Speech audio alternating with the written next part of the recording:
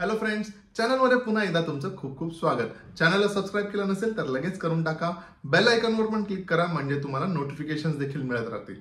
So आज मी बोलणार आहे केसरी चॅप्टर 2 ह्या फिल्म बद्दल, जी रिलीज झाली आहे नुकतीच, आणि कशी वाटली मला ही फिल्म हेच तुमच्या बरोबर शेअर करणार आहे. चला तर लगेच सुरू करूया.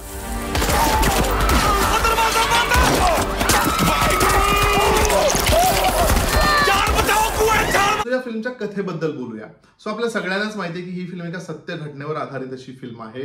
जालियनवाला बाग हत्याकांड, जे ऍक्च्युली खूप नोन आहे, अजूनही त्याबद्दल बोललं जातं. त्याच जे 1919 मध्ये झालं होतं आणि त्याच हत्याकांडाबद्दल इन डेप्थ डिटेलमध्ये काय झालं होतं ते, आणि त्याच्यामध्ये कोण कोण इन्व्हॉल्ड होतं, जो जनरल डायर होता त्याने एक्झॅक्टली काय केलं होतं, आणि ही सगळी कॉन्स्पिरसी ह्या ब्रिटिशांनी कशी घडवून आणली होती, आणि का उगाच इनोसंट लोकांना मारलं गेलं होतं फॉर नो रिझन, आणि एवढ्या लोकांना एकत्र मारलं गेलं होतं. त्यामुळे हे सगळं दाखवायचा प्रयत्न या फिल्म मध्ये केला गेला. They were terrorists, but they were still humans. उनके हाथ में हथियार थे. 8, 9, 11 महीने के बच्चे जिनके छातियों में गोलियां लगी थी, उनके हाथ में कौन से हथियार आपने देखे? उनके कड़े या फिर बंद मुट्ठी?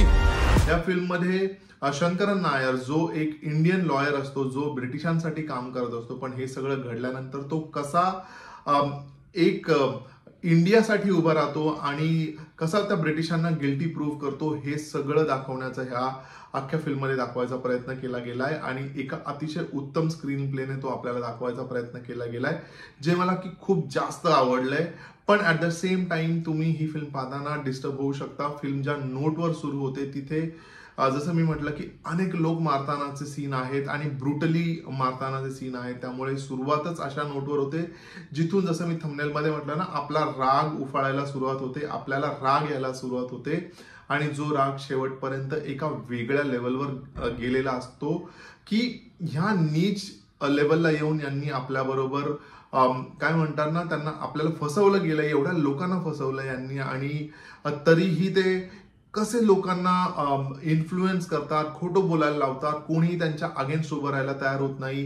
त्याच्यातनं जेव्हा अक्षय कुमार म्हणजे शंकरन नायर ती केस लढत असतात, तेव्हा त्यांना जे प्रूफ्स हवे असतात त्यासाठी त्यांना काय स्ट्रगल करावं लागतो, लोकांना किती ते मॅनेज करतात. इनफॅक्ट अख्खी कायदा सुव्यवस्था जी असते सगळ्यांना, जजेसना मॅनेज करतात. तो त्यामुळे त्यांचा एक वेगळं रूप, एक वेगळा चेहरा समोर आणण्याचाही प्रयत्न या फिल्ममधनं केला गेलाय.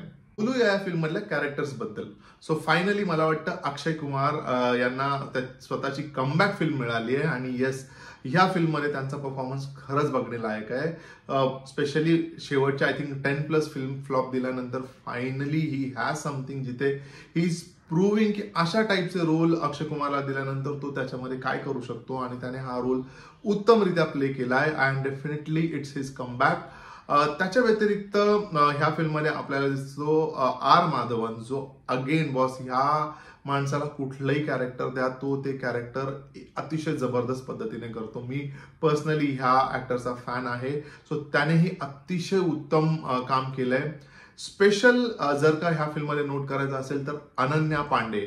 Yes, finally after lot of criticism तिच्या ऍक्टिंग बद्दल म्हणा, तिने केलेल्या फिल्म्स बद्दल म्हणा, ती फायनली ह्या फिल्ममध्ये ऍक्टिंग करताना किंवा एका चांगल्या लॉयरच्या रोलमध्ये आपल्याला दिसते, जिथे आपल्याला पटकन आपण रिलेटही करू शकतो आणि आपल्याला तिच्यामधलं पोटेन्शियलही कळतं.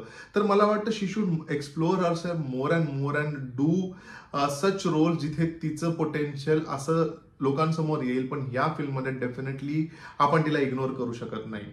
सो ह्या 3 कॅरेक्टरच्या अवतीभोवती असणारी ही फिल्म आहे. याच्या व्यतिरिक्त अनेक कॅरेक्टर्स आहेत, बट बेसिकली फिल्म ह्या कॅरेक्टर्सना धरून पुढे जाते.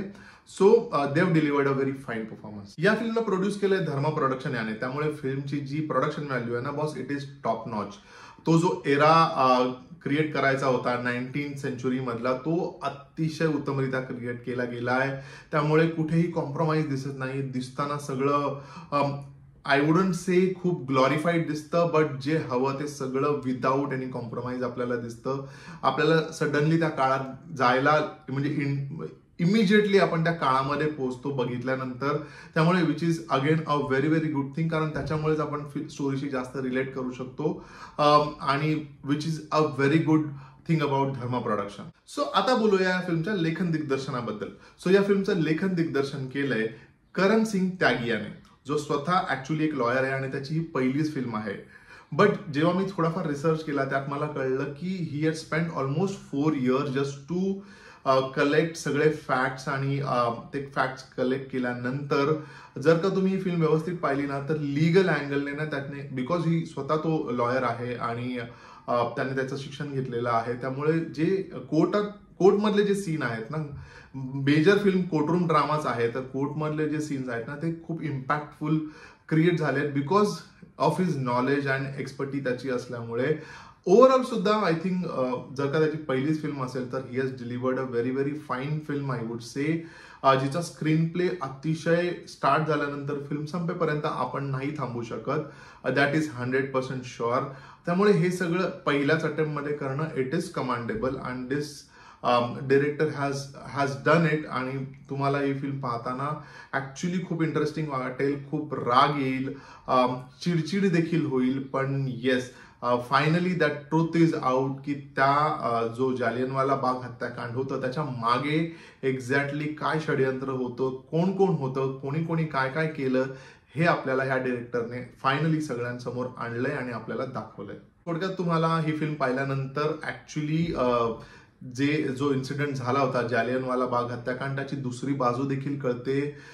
ब्रिटिशांबद्दल आपल्या मनात खूप राग चिडचिड होते, माझी पर्सनली झाली होती, कारण ज्या प्रकारे त्यांनी सगळं मॅनिप्युलेट करायचा प्रयत्न केला आणि हे सत्य जे आहे ते लोकांसमोर येऊ नाही दिलं, बट फायनली ते सत्य सगळ्यांसमोर आलंय. सो आय वुड रिक्वेस्ट की डेफिनेटली जाऊन तुम्ही ही फिल्म पहा, तुम्हाला खूप रिलेट करता येईल, तुम्हाला काही फॅक्ट्स कळतील, त्यामुळे तुम्हाला ही रिलेटेबलही होईल फिल्म.